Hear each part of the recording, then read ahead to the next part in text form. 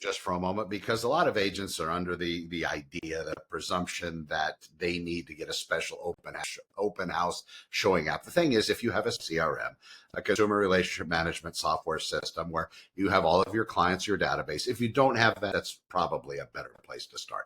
But if you have that, then any kind of a form or an open house entry form can be added to it. So each one of those people that come to your open house, and you can definitely say, the seller wants everybody to register.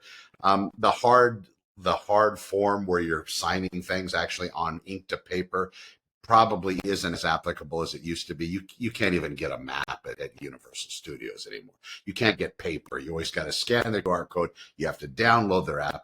In this case, I wouldn't make it so they have to download your real estate app, even if you have one. I would just have it where it goes to a particular form and they fill out. That form is then connected to your CRM. If you don't have a CRM, again, we need to solve that problem first.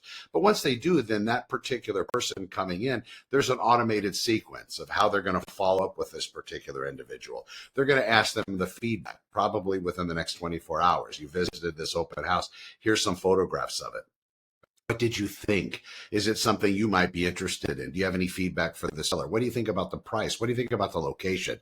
What are the positives and the negatives? Please be harsh, be yourself, because the seller really needs to know what you think of their open house, whatever it may be. So then that information is going to come back into the system because they're going to probably fill it out. People love to be critical of things, and that's why you even ask that other question.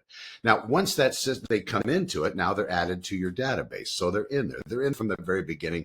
They came into the open house and you asked them to please scan the QR code, please fill it out. And then you can also get a notification that they did it, so then you can give them access. That's kind of a critical part.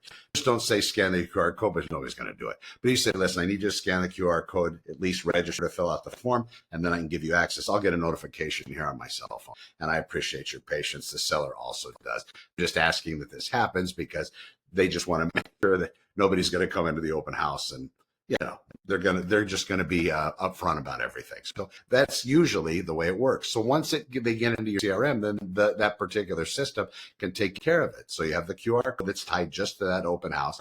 You have the responses that are tied to the open house to remind them of what they saw.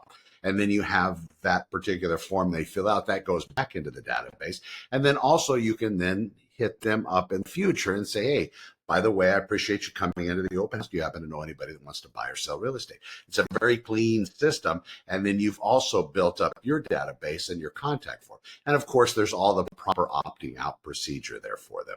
But instead of going out and buying a particular app and this and that, you can plug this into any CRM. So if you have the big dogs out there, one of the CRM systems that I love and use, whatever it may be, your company has one. They're all connectors available that will hook up this QR code at the open house to the people wanting to view it. And it just doesn't work for one. Any open house that you host, there'll be a different follow-up sequence and nurturing profile set up for all of them.